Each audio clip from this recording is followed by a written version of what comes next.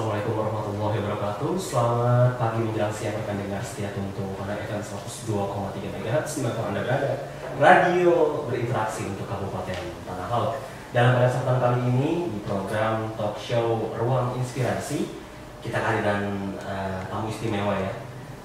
Para pasien sembuh COVID-19 yang akan berbagi dengan harapan bisa menginspirasi kita warga Tanah Laut bagaimana menyikapi pandemi ini ya. Dan tentunya selama waktu ke depan bersama saya David dan saya Putri menemani Anda dalam ruang talk show inspirasi ini ya David ya. Dan nanti narasumber kita bukan cuma dua ini David. Oke, tapi nanti juga masih ada lagi yang sedang masih berada di kasus ya. Benar sekali ya. Nanti kita akan dengar langsung suaranya. Iya. Dan tentunya siaran kami ini bisa rekan dengar pantau melalui live streaming juga di website tvfm.tanahalaut.go.id, dan juga bagi rekan dengar yang aktif Instagram bisa juga memantau live streaming kita yang pengen lihat langsung narasumber kita di sini di akun Radio Tuntung Pandang.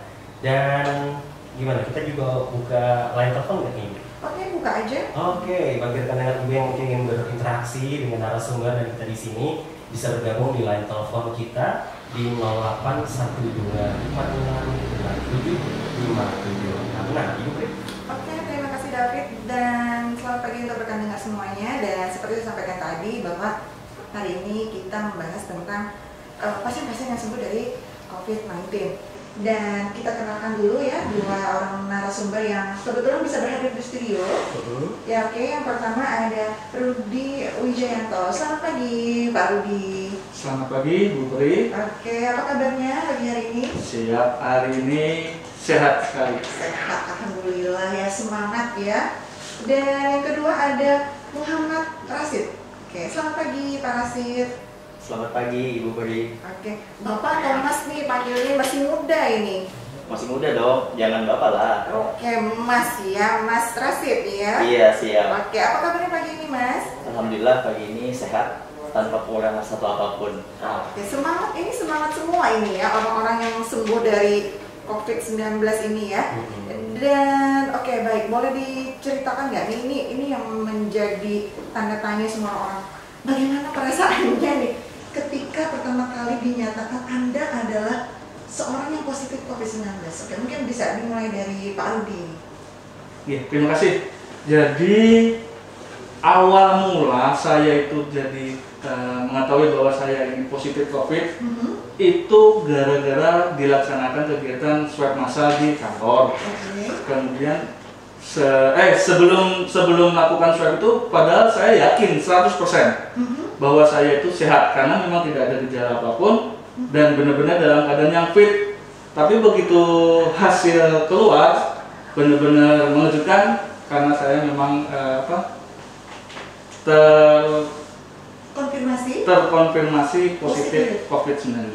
Oke, mungkin ini enggak Pak Rudi, dalam jeda beberapa hari sebelumnya tuh sebelum dilaksanakan swab atau mungkin 1 minggu sebelumnya sempat ada ngerasain gak enak badan nggak fit begitu, atau mungkin ada flu, batuk seperti gejala COVID pada umumnya? Kebetulan dalam kurun waktu anggap minimal 1 bulan sebelumnya itu memang tidak ada gejala seperti demam, batuk, pilek, memang tidak ada. Jadi saya itu sangat kaget, ibaratnya kok ternyata ya memang tanpa ada gejala demam, batuk, pilek itu juga ternyata memang saya positif COVID-19. Gitu. Memang ini ya, berarti memang benar tidak ada keluhan ya? Iya, benar sekali. Nggak ada keluhan, tiba-tiba positif begitu? Benar sekali, makanya kaget sekali waktu mendapatkan hasil konfirmasinya.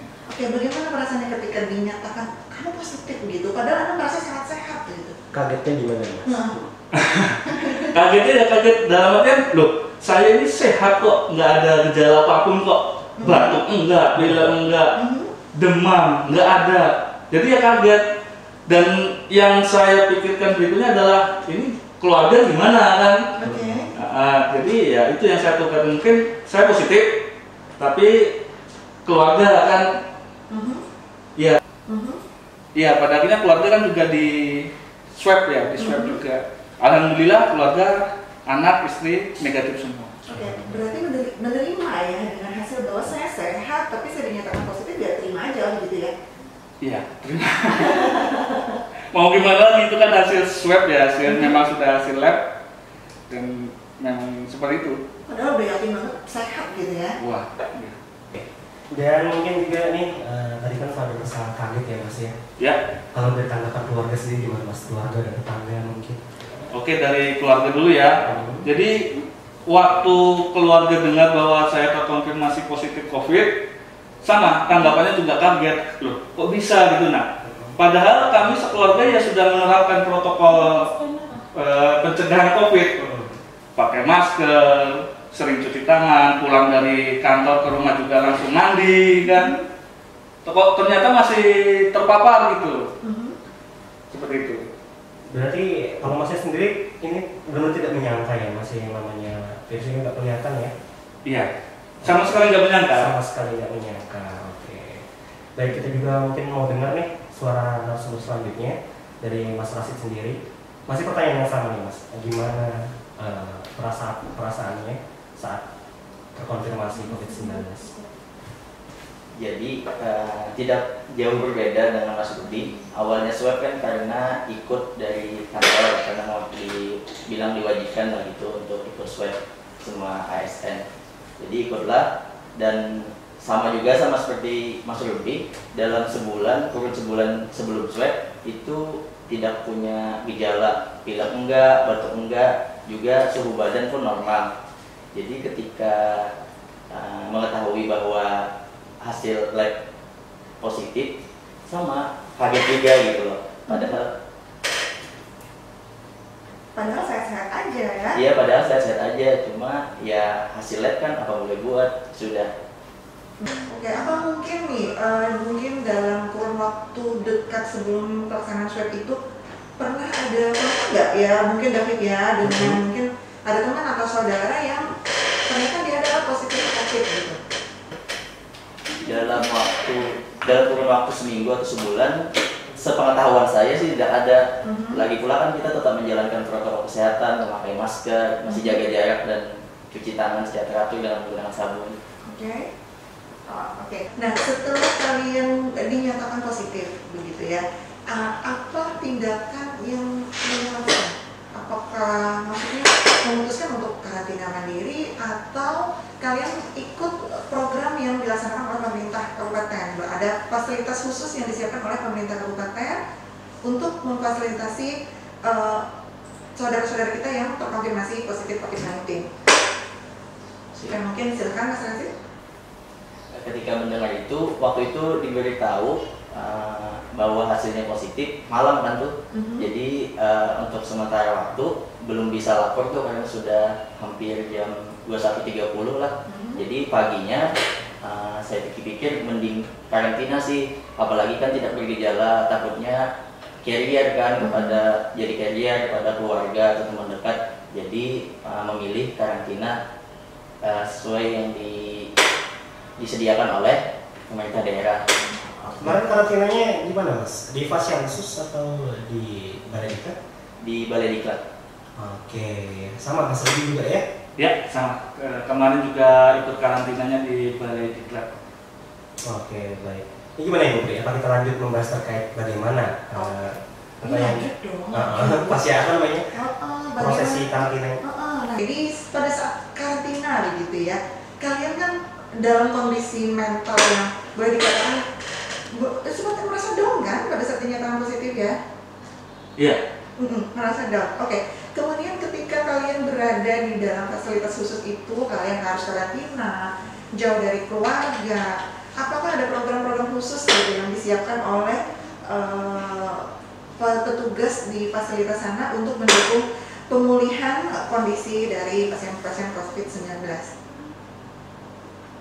Siapa dulu nih? Boleh, Rudi. Oke. Jadi setelah terkonfirmasi positif COVID, itu benar-benar yang kaget dan down. Terutama saya sendiri karena kepikiran keluarga di rumah. Nah, jadi setelah masuk ke Balai Diklat untuk menjalani karantina, yang dilakukan selama karantina itu kalau pagi ya istilahnya olahraga ringan, semacam lari kecil atau cuman jalan santai saja. Kemudian nanti juga rutin berjemur sinar matahari. Oke. Untuk olahraga mandiri atau dari sana ada misalnya mendatangkan instruktur atau semacamnya? Kebetulan olahraga mandiri, jadi masing-masing dari pasien yang karantina di sana melaksanakan ya olahraga sendiri karena memang tidak ada, anggap kayak instruktur senam, tidak ada. Kalau udah keluar masih olahraga dong ya? Masih. Bentuk olahraganya apa nih Mas selama di sana? Lari-lari atau ya, lari-lari kecil mungkin tuh jalan santai, karena kalau untuk beraktivitas olahraga yang cukup berat masih di apa istilahnya ya tidak diperkenankan. Yang penting ada aktivitas fisik untuk mempertahankan imun tubuh. Oke, berarti kalau bicara imun pasti nggak cuma dari segi olahraga aja dong ya. Kalau Mas Rudi sendiri gimana nih selama di karantina, proses meningkatkan imunnya dengan cara apa aja nih? Kebetulan kalau pengalaman saya, imun ini agak gimana ya?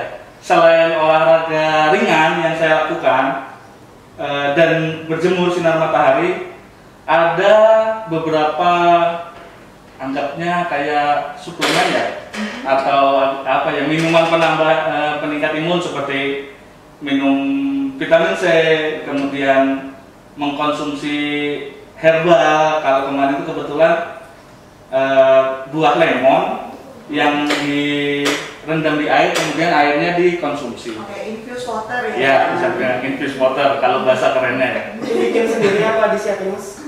Kebetulan nyiapin sendiri-sendiri itu. Wah. Nah, jadi ibaratnya kayak kita membawa senjata masing-masing. Oke. Pengen tahu juga nih senjatanya Rasid apa ini ketika berada di Fasus nih? Tidak jauh berbeda juga sih sama Mas Rudi. Tidak jauh beda mulu dari tadi. Iya, emang sama cara meningkatkan imun. Nggak sekamar ya? Kebetulan nggak sekamar. Jadi kegiatan rutinnya sama. Jadi kalau pagi sama sore itu olahraga kecil, baik itu lari-lari kecil ataupun jalan santai. Dan satu lagi saya biasa main badminton tuh. Main badminton di sana kan ada disediakan juga. Selain itu mengonsumsi herbal sama seperti Mas Rudi juga, cuma mungkin beda herbalnya gitu. Ditambah lagi dengan ada beberapa kiriman kayak jamu gitu, jamu entah itu sirih, entah itu rebusan kayu sungkai, ya lebih kurang seperti itulah yang dikonsumsi. Sama juga yang tadi infused water juga konsumsi juga tuh. Kan tadi menyebutkan bahwa ada beberapa kiriman. Berarti meskipun kalian di dalam sana, berarti akses untuk keluar itu tidak tertutup ya, tidak terputus ya? Oh ya, masih bisa aja mau makan apa, yang penting ada keluarga yang nganterin, bisa aja masuk. Artinya komunikasi dengan keluarga lancar-lancar saja ya? Lancar saja. Berarti Pak Rudi nggak khawatir ya, ternyata kekhawatiran ketika sebelum masuk ke Fasus bahwa bagaimana keluargaku, dan ternyata ketika di dalam masih bisa komunikasi, itu perasaannya bagaimana Pak Rudi? Awal-awal tetap khawatir, Bu Peri. Soalnya setelah saya terkonfirmasi positif, kemudian keluarga anak dan istri di swab. Kebetulan anak saya yang besar umurnya 5 tahun dan yang kecil baru 9 bulan itu di swab. Jadi masih ada rasa khawatir, walaupun komunikasi tetap jalan terus lewat video call kan, karena memang di tempat karantina balai diklat itu kan disediakan VIP ya. Jadi masih bisa melakukan kontak dengan keluarga, baik itu video call atau cuma telepon. Sampai akhirnya hasil swab keluarga keluar dan alhamdulillah negatif. Nah, setelah itu baru mulai yang tenang, mulai yang lega. Oh ya sudah, keluarga nggak apa-apa.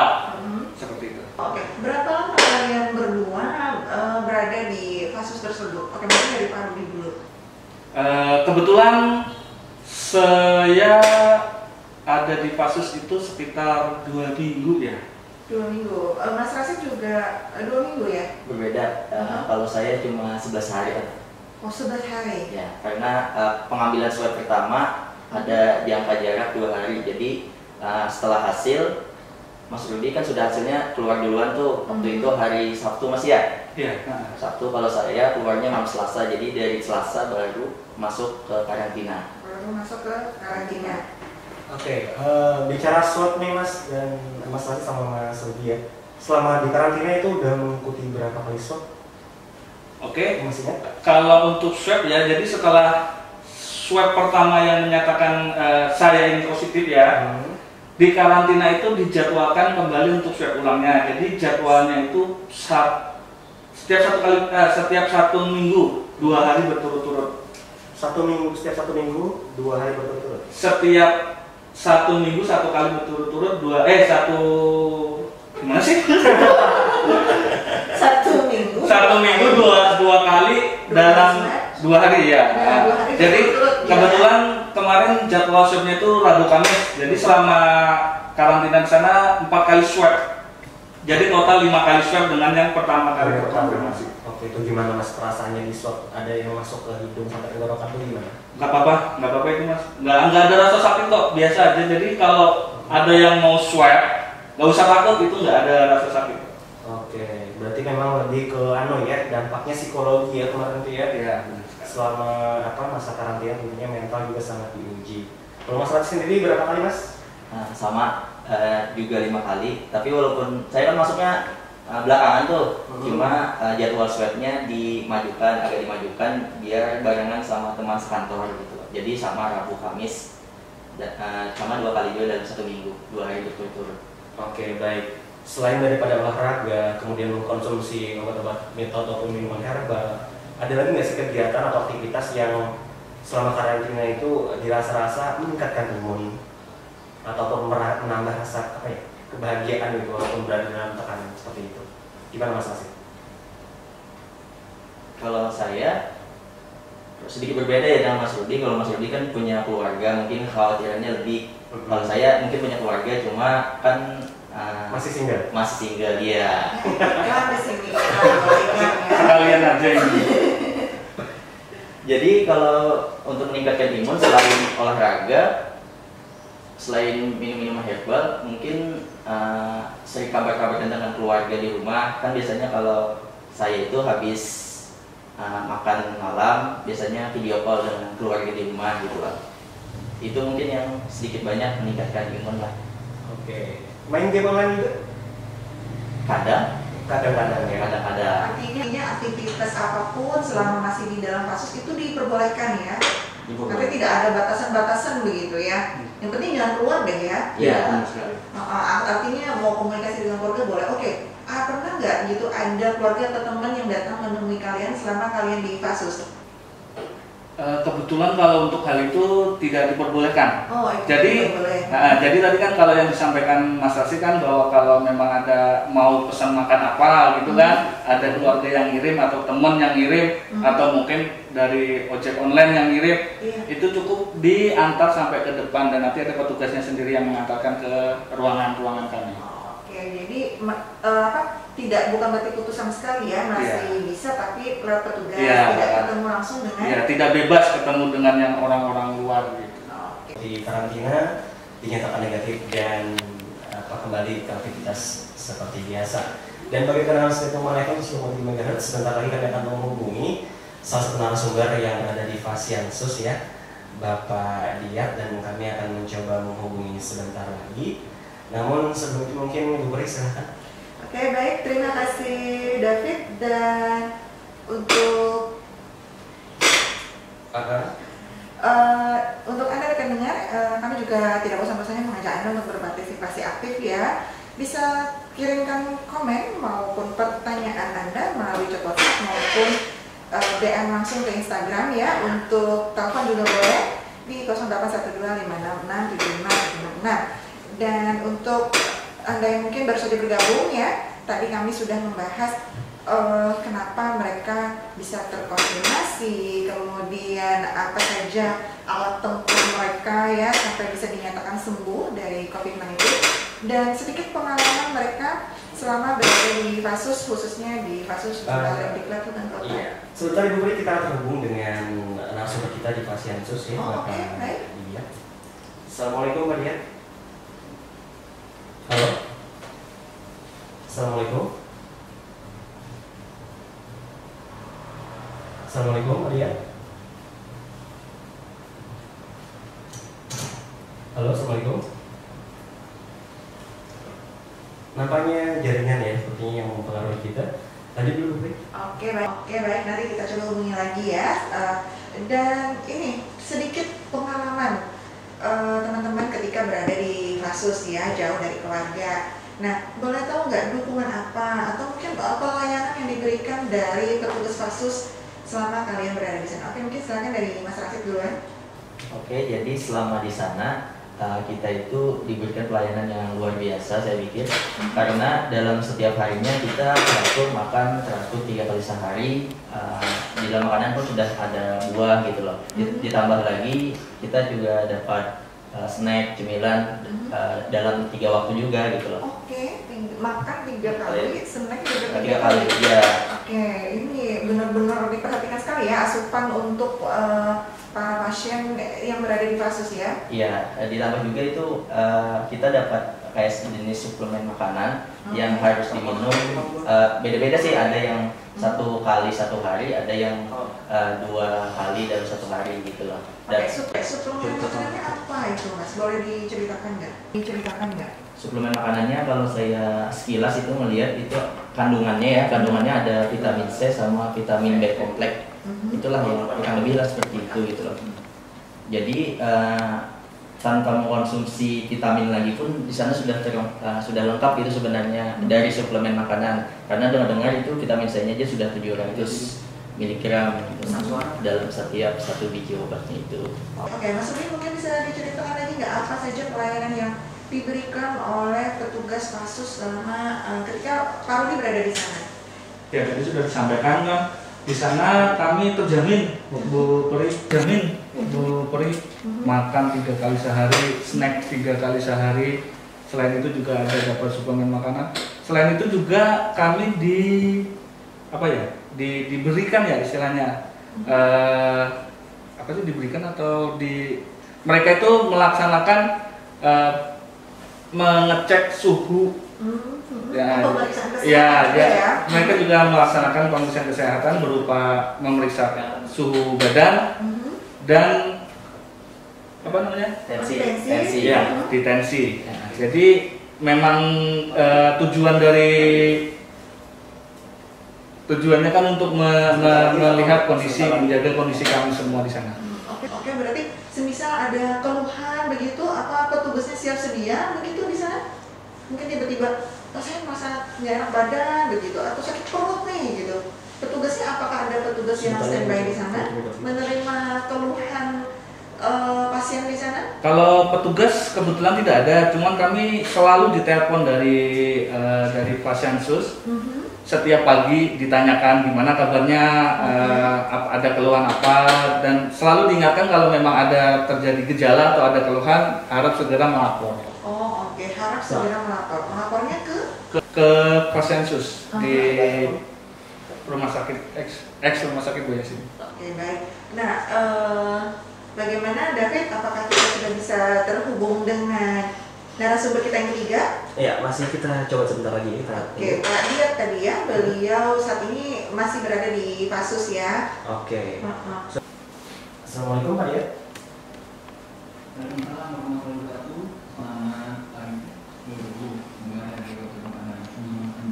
Oke, baik ya, ini kita sedang terhubung dengan Pak Diat yang sedang berada dalam masa karantina di Balai Diklat ya, Pak ya? Oke, baik. Baik, Ibu Perisa. Oke, baik. Selamat pagi Pak Diat. Selamat pagi Bu. Iya, apa kabarnya pagi ini Pak? Alhamdulillah, baik, sehat walafiat Bu. Oke, alhamdulillah Pak ya.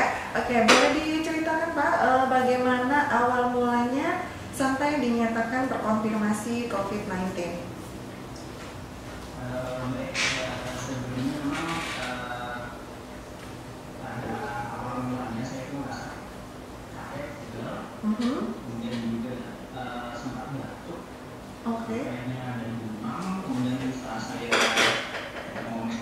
ternyata ada sampai sampai yang 38 derajat itu selama beberapa hari. Kemudian juga ada mual-mual. Itu waktu itu demamnya turun karena saya minum juga obat-obat demam biasa. Kemudian beberapa lama dan saya disarankan oleh mitra saya dalam hal ini Bapak Petas coba untuk melakukan swab, dan ternyata pada saat pengujian ternyata hasilnya positif. Setelah itu akhirnya saya disarankan untuk masuk ke Pasyansus, tetapi yang di hutan kota. Ketika Bapak melakukan swab, itu gejala-gejalanya masih menyertai Bapak nggak? Gimana perjelas sebenarnya? Oke, Pak, ketika Bapak kan disarankan untuk melakukan swab ya. Nah, pada saat melakukan swab, apakah gejala-gejala yang Bapak sebutkan tadi masih menyertai, Pak? Masih merasakan gejala-gejalanya? Sesudah masuk Pasyansus itu sudah nggak ada, Mbak. Jadi ketika di swab itu sebenarnya saya sudah ngerasa sudah fit juga gitu. Jadi ketika masuk ke Pasyansus itu paling hanya batuk saja. Kalau yang demam itu kemudian mual itu sudah nggak ada lagi. Tapi ini saya sudah sekitar beberapa hari di sini. Untuk batuk ini sampai hari ini sudah tidak ada lagi. Jadi ini menjalani aktivitas seperti biasa sih, karena kebetulan juga pada hari ini juga saya menjalani swab yang keempat dan besok swab kelima. Mudah-mudahan hasilnya bisa negatif sehingga bisa kembali ke rumah. Amin. Baik, tadi disebutkan sempat mengalami dari demam, ada mual, kemudian batuk. Apakah sempat diambil tindakan menggunakan ventilator seperti itu, Pak? Menggunakan apa, Pak? Ventilator, mungkin alat bantuan pernapasan karena ventilator. Alhamdulillah tidak sampai seperti itu, karena kebetulan kondisi juga tidak ada yang sampai sesak-sesak. Alhamdulillah tidak ada, dan merasa sehat-sehat aja sebenarnya. Yaitu pada awal mulai saya juga tidak mengira kalau itu adalah ibaratnya terpapar oleh COVID gitu. Jadi setelah hasil swab dinyatakan positif, baru ternyata begini COVID itu. Jadi tidak semengerikan seperti yang digambarkan kalau kita dinyatakan positif itu langsung memakai ventilator, tidak. Karena memang ada beberapa orang yang mungkin punya resiko tinggi ataupun tidak beresiko tanpa gejala itu bisa beraktivitas seperti biasa layaknya orang sehat lah gitu. Sudah berapa lama nih Pak di Bali? Ini hari ini saya hari ke-12 masuk di karantina. Oke, kemudian misalnya kalau kita mungkin bisa sedikit nih Pak, kira-kira Bapak terpaparnya di mana nih Pak? Apakah tempat kerja atau mungkin di luar rumah atau aktivitas bagaimana? Jadi kalau ditanyakan di mana terpaparnya, saya juga tidak berani ya untuk menyatakan buat saya terpapar dari A, B, atau C selama hasil swabnya tidak ada gitu. Jadi artinya kita memang harus waspada dimanapun kita berada, baik di mana kita beraktivitas maupun bertemu dengan orang lain ya. Memang kita harus ekstra hati-hati ya. Sebenarnya saya juga saya setelah pulang kantor biasanya langsung mandi, ataupun misalnya ada lembur begitu pulang ke rumah walaupun malam saya usahakan mandi segera. Artinya kita menjaga juga gitu ya, supaya jangan sampai kita terkena COVID. Kemudian di kantor juga hand sanitizer ada, kemudian saya juga terkadang menggunakan face shield, masker juga, tapi ternyata memang nasibnya juga akhirnya menentukan bahwa kita dinyatakan terpapar oleh COVID. Jadi walaupun kita sudah ekstra, ternyata masih juga, berarti kan memang perlu ada yang kita evaluasi kembali, apakah kita terpapar dari mana itu sebenarnya tidak penting, tapi bagaimana cara kita menjaga kondisi tubuh kita itu yang lebih penting menurut saya. Oke, baik, setuju sekali Pak ya. Jangan sampai kita terlalu memikirkan di mana dan kapan terpaparnya, tapi lebih fokus ke penyembuhan. Baik Pak, pesan terakhir Bapak untuk masyarakat untuk pertanyaan kebanyakan, silakan. Sebenarnya saya hanya menyampaikan saja bahwa setelah kita terpapar COVID, kemudian pada akhirnya kan virusnya itu mati, dan beberapa rekan-rekan saya juga sudah banyak yang kembali dan dinyatakan sehat. itu artinya masa inkubasinya kan sudah selesai dan mereka bisa beraktivitas seperti semula. Nah itu sebenarnya bukan sesuatu penyakit yang dihindari seperti yang ini tanda kutip ya, tapi penyakit biasa. Nah itu sebenarnya tidak ada yang perlu ditakutkan, tapi memang ketika salah satu anggota keluarga ada yang terpapar, kalau bisa memang kita segera mengkarantina diri ya, supaya jangan sampai ada penularan yang lebih luas lagi. Jadi kalau bisa memotong pencegahan dengan keluarga, dengan teman sekantor ataupun orang lain yang berhubungan dengan kita. Paling tidak kita ada rasa saling menjaga satu sama lain di antara sama masyarakat juga ya. Jadi memutus penularan COVID-19 di Kabupaten Tanah Laut. Dan juga saya berterima kasih juga kepada seluruh jajaran pemerintah Kabupaten Tanah Laut, dalam hal ini Bapak Bupati, Bapak Wakil Bupati, beserta jajaran tenaga kesehatan, Satgas Covid, maupun pimpinan instansi di mana saya bekerja juga yang melayani kami dengan baik sebagai masyarakat Tanah Laut, sehingga kami dirawat dengan baik di fasilitas pelayanan khusus ini. Oke, baik. Terima kasih Pak Diet. Semoga lekas negatif ya. Iya. Hasil. Amin, terima kasih. Bisa segera berkumpul dengan keluarga dan beraktivitas seperti biasa. Terima kasih Pak Diet. Amin, terima kasih banyak doanya. Waalaikumsalam warahmatullahi wabarakatuh. Selamat siang.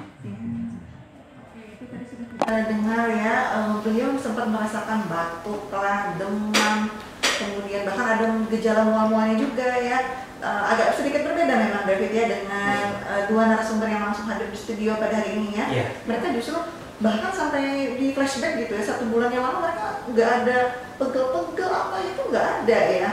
Artinya kita sebenarnya harus tetap jadi perhatian ini David ya. Artinya meskipun kita bersama dengan orang-orang yang sehat, belum tentu juga mereka bebas virus begitu ya. Benar, bergejala ataupun tidak, yang penting harus benar selalu jaga protokol kesehatan. Kita pastikan kita menjaga diri kita dan kita juga menjaga orang lain dengan menerapkan protokol kesehatan tersebut. Oke, mungkin kita lanjutkan lagi dengar dari Mas Rasid lagi. Apa nih yang bisa diambil Mas Rasid dalam ini? Kan sepertinya Mas Rasid sendiri sudah pernah masuk rumah sakit nggak sebagai pasien? Kalau ke rumah sakit itu dulu sih waktu kecil, cuma nggak rawat inap juga, cuma rawat jalan, nggak pernah sih rawat inap sebelumnya. Nah dengan pengalaman ini kan tentunya bisa dikatakan ya mengejutkan tadi ya. Ya, nah kira-kira apa sih Mas Rasid yang bisa diambil pesan positif atau hikmah dari kejadian ini? Bagaimana Mas Rasid? Jadi sebenarnya ketika terkonfirmasi positif itu saya khawatir sih, tapi nggak khawatir banget gitu, karena melihat angka kesembuhan di Kabupaten Tanah Laut kan hampir 80% tuh dari yang terpapar, jadi nggak terlalu khawatir banget gitu loh. Selain itu yang penting kita fokus ke self healing, karena memang COVID-19 ini bisa sembuh dengan sendirinya dengan cara meningkatkan imun gitu. Oke, bisa sembuh namun harus dengan usaha ya Mas Rasid ya? Ya, dengan usaha. Oke, berarti istilahnya seperti Mas Rasid sampaikan, dengan angka kesembuhan di Tanah Laut yang cukup tinggi, berarti bisa dikatakan kinerja ataupun upaya tenaga medis kita melalui Pemkab Tanah Laut juga sudah dinilai bisa dikatakan cukup mengakomodir ya masyarakat yang terpapar COVID-19. Ya, saya pikir sih sangat cukup. Itu kan terbukti dari data kan, melihat bahwa hampir 80% yang terpapar itu bisa sembuh dan beraktivitas kembali. Oke, ini Mas Rudi. Dari data tadi kan kata Mas Rasid, dan memang sudah dipaparkan juga di website COVID-19 Tanah Laut ya, dengan data kesembuhan kita yang lumayan tinggi. Berarti kita harus lebih santai dong Mas Rudi, atau gimana? Kalau dibilang santai sih gimana ya? Jangan deh. Jangan. Karena setelah mengalami sendiri jadi pasien positif COVID, yang saya rasakan itu berarti COVID itu nyata, ya. COVID itu nyata. Beruntung saya ini terkontaminasi positif COVID tapi tidak ada gejala.